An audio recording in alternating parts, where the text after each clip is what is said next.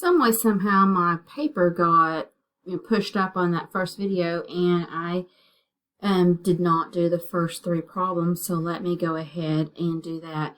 When we are finding geometric terms means that we are multiplying by the same number every single time to be able to get to the next number. So if I know that it's a geometric sequence, then I know I'm multiplying. If I know I'm multiplying, to be able to figure out what I'm multiplying, you're going to do right over left. So the right number is 2 and the left number is 1, and 2 over 1 is 2. So basically I'm multiplying by 2 every time. So 1 times 2 is 2, 2 times 2 is 4, 4 times 2 is 8. So that missing number is 8.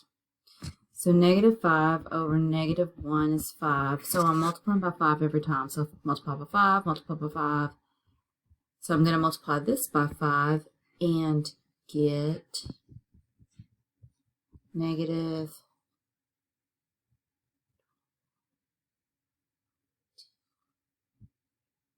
3125.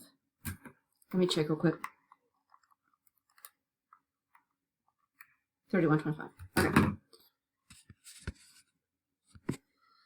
And then to do this one, it'd be 9 over negative 3. So we're multiplying by negative 3 every time. So 3 times negative 3 is a positive 9. So 9 times negative 3 is a negative 27.